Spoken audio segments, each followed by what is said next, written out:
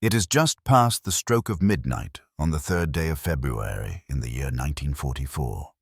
The vast expanse of the South China Sea stretches out, a dark and seemingly endless canvas beneath a sky obscured by clouds. On board the frigate Sardo, one of Japan's most sophisticated escort vessels, radio operator Petty Officer Yamamoto sits hunched over his communications equipment. Static crackles through his earphones as he intently listens, trying to discern the familiar voices of the convoy ships scattered across the dark waters. The oil carriers, Goyo Maru and Ariake Maru, are expected to check in any moment now. These are not just any vessels. They are transporting the vital fuel that sustains Japan's war effort, the lifeblood flowing from the subjugated territories in the south to the insatiable factories and airfields of the homeland. However, tonight, something is terribly amiss. One by one, the radio transmissions abruptly cease. The year 1944 marked a catastrophic turning point in Japan's involvement in the Pacific War. What had initially been a triumphant eastward expansion across the ocean was rapidly devolving into a desperate fight for survival. At the core of this profound shift lay a silent conflict waged beneath the ocean's surface, a war for which Japanese strategists were woefully unprepared. While American submarines relentlessly patrolled the shipping lanes with ever-increasing lethality, Japan's merchant marine sailed virtually blind into what would become infamously known as the greatest maritime disaster in recorded history. The statistics paint a grim and chilling picture. In February of 1944 alone, more than 10% of Japan's entire merchant fleet was annihilated. Vessels that had successfully traversed thousands of miles from locations such as Singapore, Manila, and the Dutch East Indies simply vanished without a trace. One day, they would dutifully report their positions via radio. The next, they would disappear entirely, leaving behind only oily slicks and scattered debris as somber markers of their passage. What truly bewildered and alarmed Japanese naval commanders was the sudden and inexplicable nature of these losses. Ships would appear on radar screens and within radio communication networks one moment, only to be gone the next, as if devoured by the sea itself. This was not the slow attrition of a protracted battle. It was instantaneous annihilation, leaving Japanese escort ships to search empty waters, desperately calling into radio sets that would never respond. The origins of this catastrophe can be traced back to the very inception of the Pacific War. When Japan launched its surprise assault on Pearl Harbor in December of 1941, the Imperial Navy held supreme confidence in its surface fleet and carrier aviation. For decades, Japanese admirals had honed the art of decisive engagement, envisioning grand confrontations between battleships and carriers that would settle the fate of the Pacific in a few spectacular encounters. What they had failed to anticipate was the grueling, unglamorous necessity of protecting merchant shipping from submarine threats. This oversight stemmed from a fundamental misapprehension of modern naval warfare. The Japanese naval leadership, deeply ingrained in the samurai tradition of honorable combat, viewed the task of convoy escort duty as defensive and therefore beneath the valorous pursuits of true warriors. In their estimation, genuine naval officers should be actively seeking out the enemy fleet for decisive clashes, not merely shepherding slow merchant vessels across the ocean as if herding livestock. At the outset of the conflict, not a single Japanese vessel was equipped with radar technology. It would be many months before a limited number of these systems were supplied. This technological deficiency proved fatal as the war progressed. While American vessels were increasingly outfitted with advanced radar systems capable of detecting surfaced submarines at night, Japanese ships remained reliant on the naked eye and intermittent binocular observation. The American submarine force that Japan would confront was unlike anything the world had ever witnessed. By February of 1943, the number of United States submarines deployed in the Pacific theater had surged from 47 in 1941 to 104 by February 1943, and a staggering 169 by the war's conclusion in 1945. These were not the rudimentary submarines of the First World War, struggling to remain submerged for more than a few hours. These were sophisticated hunter-killers, equipped with advanced sonar, radar, and, most crucially, dependable torpedoes capable of striking targets from distances measured in miles rather than mere hundreds of yards. Compounding the devastating impact of the American submarine campaign was a significant intelligence advantage. By successfully breaking Japanese naval codes, American cryptanalysts could intercept and decipher Japan's convoy plans almost as soon as they were formulated. The Imperial Japanese Navy routinely broadcast the intended routes and locations of convoys under its protection, and the decryption of these messages enabled Allied naval commanders to alert submarines operating in the vicinity of these convoys. Japanese convoy commanders were unknowingly sailing into meticulously laid ambushes, following courses that had been compromised long before their ships departed port. The convoy system that Japan eventually implemented in 1943 was a pale imitation of the robust system developed by the British during the Battle of the Atlantic, where British convoys benefited from dedicated escort carriers providing air cover, specialized anti-submarine warfare personnel, and sophisticated radar networks. Japanese convoys were assembled from whatever escort vessels could be salvaged from other duties. Beyond the deficiencies in strategy and tactics for convoy operations, a critical shortage existed in escort ships, aircraft, and trained personnel. Even more problematic was Japan's failure to develop an effective anti-submarine doctrine.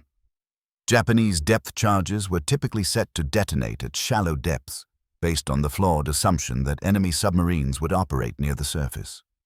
In reality, American submarines frequently dove to depths exceeding 300 feet, well beyond the effective range of Japanese depth charges.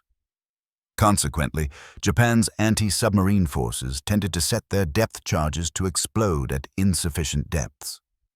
Repeatedly, Japanese escorts would deploy dozens of depth charges on suspected submarine locations, only for the enemy to slip away unharmed.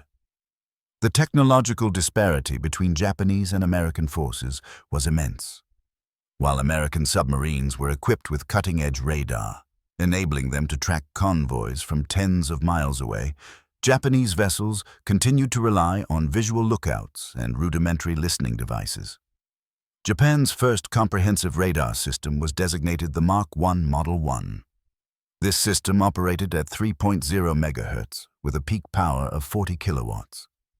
By the time Japan began earnestly installing radar on its warships, American technology had advanced years beyond what the Japanese were just starting to deploy.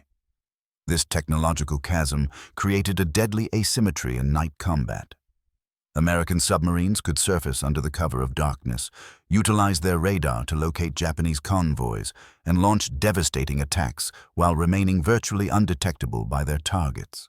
Japanese lookouts, straining their eyes in the darkness, might catch a fleeting glimpse of a submarine's wake or the flash of torpedo launches, but by then it was almost invariably too late. Ships would erupt in flames and sink before their escorts even registered that an attack was underway. The human toll of these assaults was staggering.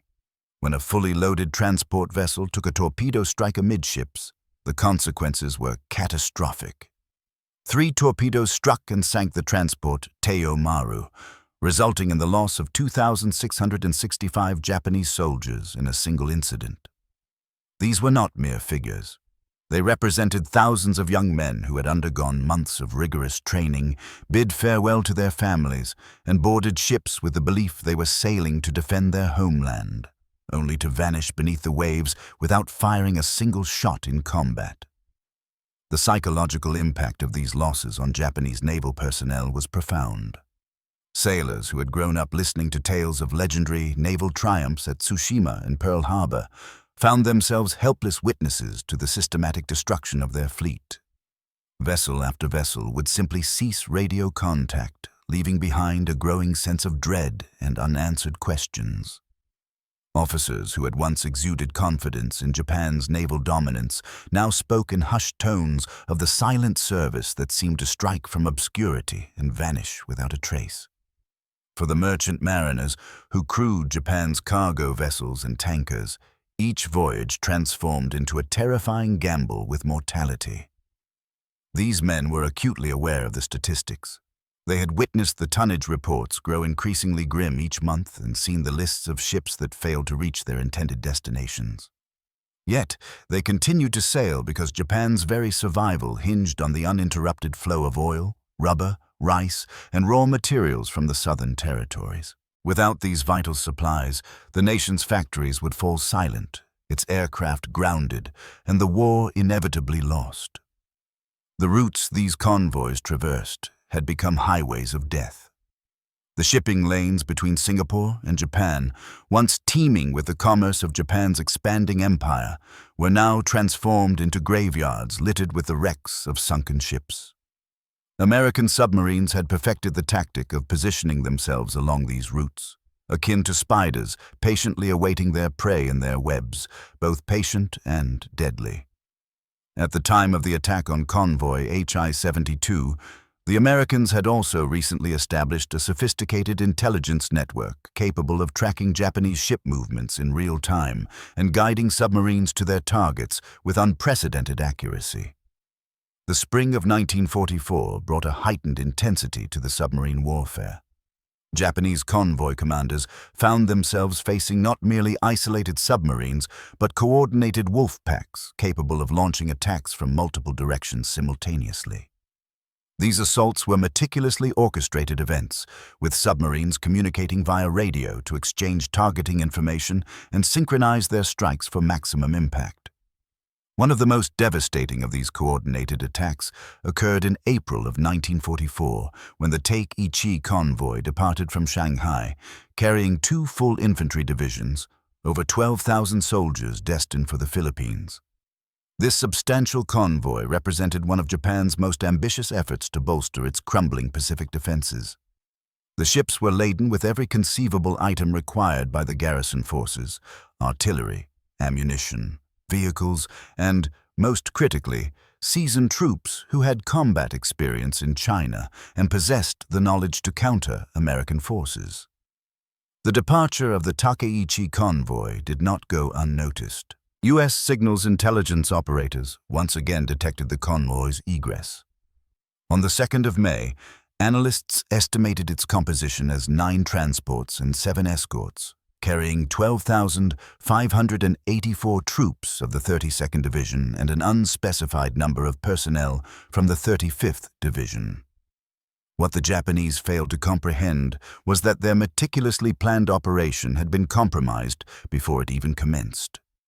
American codebreakers had not only detected the convoy's departure, but had also deciphered its complete route, schedule, and destination. The trap was set with methodical precision. American submarine commanders received detailed intelligence regarding the convoy's planned course, allowing them to position their vessels along the route like a deadly gauntlet. The Japanese ships, sailing in carefully arranged formations with their strongest escorts leading the way, remained oblivious to the fact that they were heading directly into a carefully prepared ambush. For the Japanese soldiers packed into the holds of the transport ships, the voyage began with the optimism characteristic of men embarking to defend their homeland. Many of these troops were seasoned veterans of the China campaign, experienced combatants who had proven their mettle in battle. They settled into their cramped quarters with the self-assurance of soldiers who understood their craft, unaware that they were sailing toward one of the most calamitous maritime events in Japanese military history. The convoy's escorts, led by Rear Admiral Sadamichi Kajioa, comprised some of Japan's most seasoned anti-submarine forces. The escort contingent was the recently established 6th Escort Convoy Command, and included Kajioa's flagship, the coal-fired mine-layer Shirataka, as well as the destroyers Asakaze, Shiratsuyu, and Fujiani, ships whose crews had undergone extensive training in convoy protection and submarine hunting. Yet, despite their experience and dedication, they were about to confront an adversary capable of striking from beyond their sensory range and disappearing before they could mount an effective counter-offensive. As the Take-Ichi convoy made its southward progress through the East China Sea, American submarines were already maneuvering into position. The submarine commanders had meticulously studied the intelligence reports, noting the convoy's size, composition, and planned route. They knew precisely where and when to strike for maximum devastation. All that remained was to await the Japanese ship's entry into range.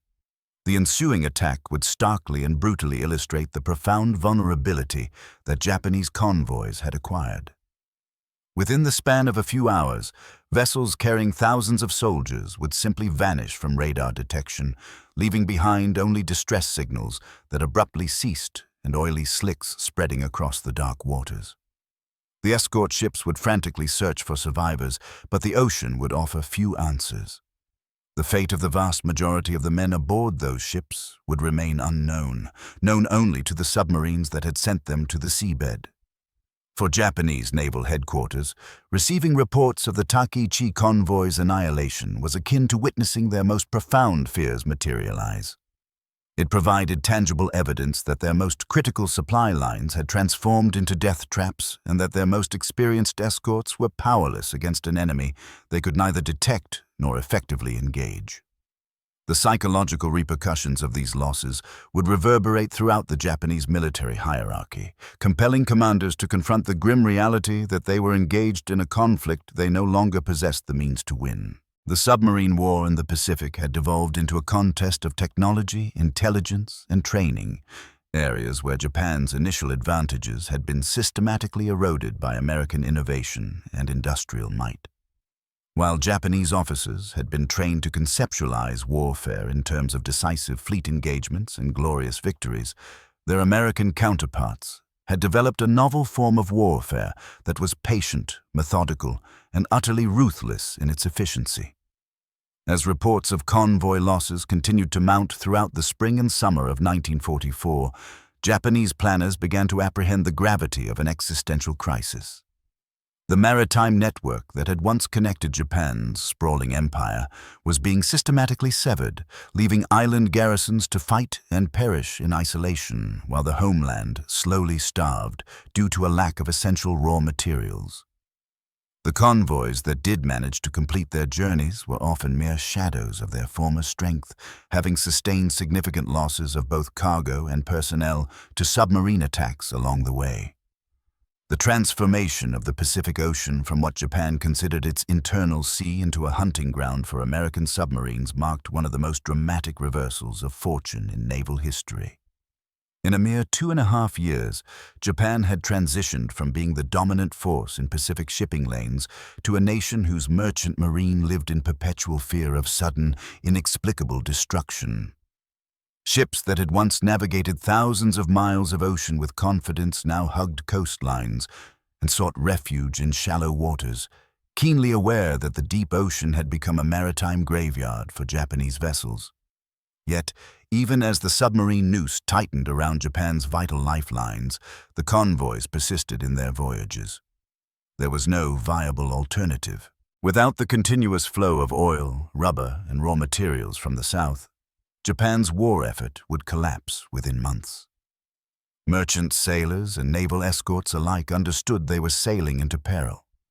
However, they also recognized that halting their efforts would mean certain defeat, so they continued to set sail, harboring the hope that their ship might be among the fortunate few to reach port safely, while simultaneously acknowledging that each voyage could be their last. The stage was set for even more devastating calamities.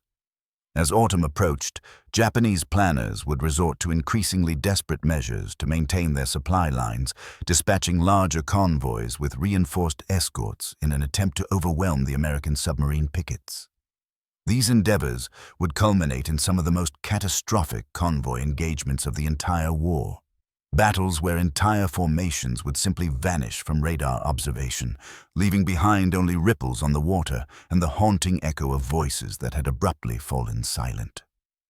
The silent war beneath the Pacific waves was on the cusp of entering its most destructive phase, and the shock waves would be felt from the ocean's depths to the highest echelons of the Japanese government. The dawn of April 26, 1944, broke clear and calm over the South China Sea. Aboard the transport ship Yoshida Maru, soldiers of Japan's 32nd Division commenced their daily routines, engaged in cleaning weapons, composing letters to their families, and sharing breakfast in the crowded mess halls below deck. These men were entirely unaware that beneath the tranquil surface of the sea, death was already stalking them. At periscope depth, the USS Jack moved silently through the warm waters, its commander meticulously observing the massive convoy spread across the horizon. What he saw through his scope represented one of the largest Japanese troop movements of the entire war. 9 heavily laden transports carrying over 12,000 soldiers, escorted by some of Japan's most experienced anti-submarine vessels. For the American submarine crews, it was a target beyond their wildest aspirations. The Takaichi convoy had been underway for 9 days, adhering to a meticulously planned route designed to circumvent the most perilous submarine hunting grounds. Japanese naval planners had painstakingly analyzed every attack from the preceding months, charting safe corridors through waters they believed American submarines had yet to discover. Their belief was tragically misplaced. Unbeknownst to the convoy commanders, every detail of their journey had been compromised by American cryptanalysts weeks before the ships had even departed Shanghai. The initial torpedo struck the Yoshida Maru at precisely 11:47 in the morning. The explosive impact tore through the ship's hull below the waterline, sending a violent tremor through the vessel that was palpable from the bridge to the engine room. Soldiers who had been engaged in card games or reading letters looked up in confusion as the lights flickered and the ship's steady motion faltered. Then came the second and third torpedoes, and suddenly, confusion gave way to sheer terror as the massive transport began listing heavily to starboard. Commander Herb Andrews aboard the USS Gurnard had perfectly positioned his submarine for the attack. After 4 hours of cautious maneuvering to evade detection by Japanese aircraft, he had achieved the optimal firing position and unleashed 6 torpedoes at 2 of the largest transports in the convoy. The results surpassed even his most optimistic expectations. Within minutes, 2 ships carrying nearly 3,000 Japanese soldiers were sinking beneath the waves, their hulls rent open by precisely aimed torpedo strikes. What transpired next would haunt Japanese naval commanders for the remainder of the war. As the torpedoed vessels began to founder, their radio operators frantically transmitted distress signals to the convoy's escorts. But one by one, these transmissions abruptly ceased. Ships that had been reporting their positions mere minutes prior fell silent, vanishing from the radio networks as if they had never existed. On the bridges of the escort vessels, officers stared at their radio equipment in disbelief, utterly unable to comprehend how immense steel ships carrying thousands of men could simply disappear without a trace. The escorts raced towards the last known positions of the attacked vessels, but upon their arrival, they found only scattered debris and oily slicks spreading across the surface. The ocean had so swiftly engulfed the transports that few survivors remained to be rescued. A significant number of the military personnel, caught below deck when the vessels were hit, went down with their ships, their remains permanently lost in the vast depths of the South China Sea. For Rear Admiral Kajua, who was commanding the fleet from his lead ship, the Sir Shirataka, the loss of 2 large transports within mere minutes was the realization of his worst fears. These were not simply vessels. They represented the very core of Japan's defensive strategy in the Pacific, transporting seasoned troops and the critical material required to hold the line against the advancing American forces. Each soldier lost was utterly irreplaceable, and every piece of equipment would be acutely missed in the engagements that lay ahead. However, this harrowing ordeal was far from concluded. The challenges faced by the Takei convoys would persist for several days, as American submarines continued to track the remaining ships, launching attacks repeatedly with devastating precision. On the 6th of May, as the surviving ships neared what they hoped would be the safety of the Celebes Sea, the USS Gurnard struck again. This time, the target was the transport Tenshin Maru, laden with soldiers and vital supplies destined for the Philippines. The assault occurred at dawn, just as the convoy was beginning to let its guard down after an uneventful night at sea. The Gurnard's torpedoes impacted the transporter amidships, shattering its hull and sending it to the seabed in under 10 minutes. Once again, Japanese radio operators found themselves transmitting increasingly desperate distress signals that abruptly ceased mid-sentence, leaving only static where moments before there had been urgent voices pleading for assistance. The psychological toll of these assaults on the remaining convoy personnel was profound. Sailors who had served in the Imperial Navy since the war's inception had never encountered such systematic annihilation. They were accustomed to combat where the enemy was visible, where bravery and tactical skill could potentially turn the tide in their favor. But how does one combat an adversary that strikes from unseen positions miles away and vanishes before it can even be located? The convoy's anti-submarine defenses, which had appeared adequate during training simulations, proved woefully insufficient against the stark reality of American submarine warfare. Japanese sonar operators, straining to detect submerged contacts, found their equipment overwhelmed by the natural sounds of the ocean and the noise generated by their own vessels. When they did manage to identify a potential submarine, their depth charges typically detonated far above their intended targets, inflicting no damage on submarines operating at depths their weaponry could not reach. The surviving vessels of the Taichi convoy finally made their way to Halmahera on the 7th of May. However, what arrived bore little resemblance to the formidable fleet that had departed Shanghai 3 weeks prior. Of the 9 transports that had commenced the voyage, only 5 remained afloat. Over 4,000 soldiers had perished, along with immeasurable tons of weaponry, ammunition, and supplies that would never reach their intended recipients. The strategic ramifications of the Taichi convoy's destruction resonated throughout the highest echelons of the Japanese government. These losses compelled the Imperial General Headquarters to confront a grim truth. It was no longer feasible to reinforce or adequately supply Japan's Pacific garrisons. The defensive perimeter that had once appeared unbreachable was disintegrating, not due to grand naval engagements, but because of the silent, unyielding campaign waged by American submarines against Japan's maritime supply lines. For the American submarine force, the obliteration of the Taichi convoy signified a new pinnacle of tactical sophistication and strategic impact. The coordinated assaults demonstrated that well-positioned submarines could decimate even heavily escorted convoys, while intelligence intercepts ensured that no significant Japanese shipping movement could evade detection.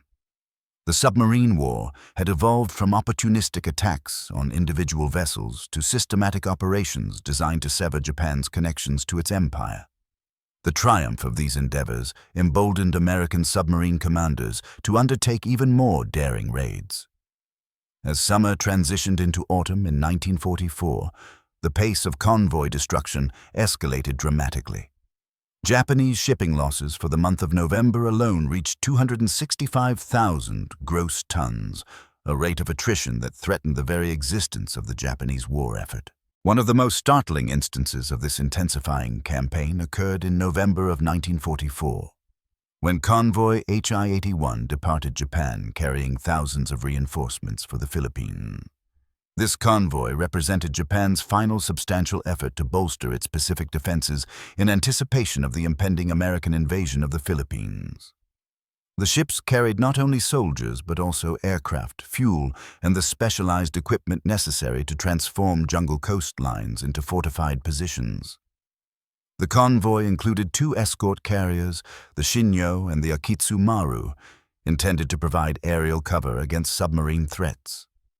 These small carriers constituted a significant portion of Japan's remaining naval aviation assets, and their inclusion in the convoy underscored the gravity with which Japanese commanders regarded the submarine menace. For the first time in months, a Japanese convoy would sail with its own air support, capable of deploying patrols to hunt for lurking submarines. However, by November of 1944, American submarine tactics had advanced far beyond what Japanese planners could foresee. The submarines tracking convoy HI-81 did not rely on chance or circumstance. They possessed detailed intelligence regarding the convoy's composition, route, and timetable. More crucially, they had mastered the art of coordinating their attacks in ways that could overwhelm even the most robust escort formations. On the night of the 17th of November, the USS Spadefish moved into attack range off the Korean coast. The convoy was silhouetted against the comparatively brighter sky, making target identification straightforward for the submarine's experienced crew. Commander Gordon Underwood surveyed the formation through his periscope, designating the escort carrier Shinyo as his primary objective. The carrier represented precisely the kind of high-value target that could justify the inherent risks of a surface attack under the cover of darkness.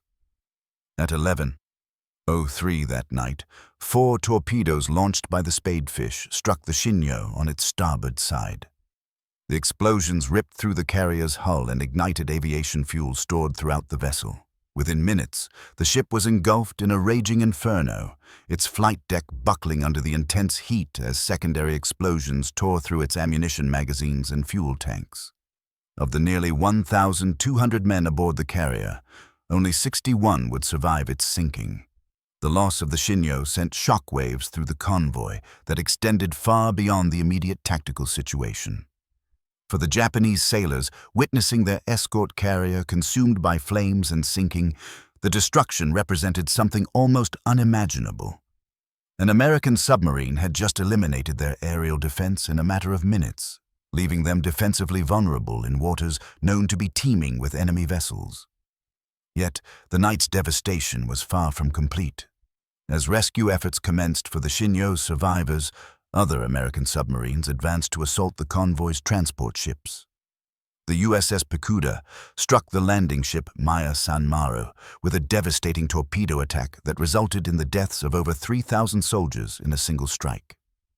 The colossal transport, laden with troops and equipment for the Philippine campaign, broke apart and sank so rapidly that an organized evacuation became impossible. The systematic annihilation of convoy HI-81 over 4 days in November of 1944 would claim nearly 7,000 Japanese lives, while the attacking American submarines sustained absolutely no casualties. For Japanese naval commanders, receiving reports of this catastrophe was akin to reading their own posthumous assessment. Here was irrefutable proof that Japan's most crucial supply convoys could be utterly destroyed by enemy forces operating with virtual impunity. The human narratives behind these statistics reveal the true horror of the convoy engagements. Survivors who managed to escape from torpedoed ships recounted scenes of unimaginable pandemonium. Soldiers trapped below decks as their vessels filled with water, sailors abandoning their posts amidst raging fires, and desperate men plunging into oil-slicked seas that offered little hope of succor. Many of those who survived the initial torpedo impacts would perish from exposure or drowning before rescue vessels could reach them. For the families back in Japan, the convoy disasters meant loved ones who had simply vanished without a trace. Ships would depart port with great ceremony, carrying thousands of young men to defend the empire, only to disappear somewhere in the immense Pacific Ocean. Families might wait for months for news of their sons or husbands, only to receive curt notifications that their ship had been lost in action with no survivors found. The cumulative impact of these losses began to fundamentally reshape Japanese strategy. By late 1944, it was evident that large-scale troop movements by sea had become practically unfeasible. The Americans had established an underwater blockade that proved more effective than any surface fleet in stifling Japan's maritime communications.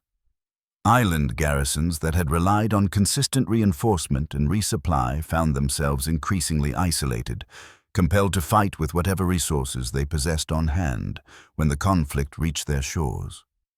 The technological advancement that facilitated this submarine campaign continued to accelerate through the final months of 1944. American submarines were being outfitted with increasingly sophisticated radar and sonar systems, while improved torpedoes granted them the capability to strike targets at greater distances with unparalleled accuracy. Japanese anti-submarine forces, meanwhile, remained constrained by equipment and tactics that had been only marginally effective in 1942, but were entirely inadequate against the submarine fleet of 1944. Perhaps most devastating of all was Japan's persistent inability to safeguard its oil tanker convoys. The destruction of tankers carrying fuel from the Dutch East Indies precipitated cascading shortages that affected every facet of Japan's war effort.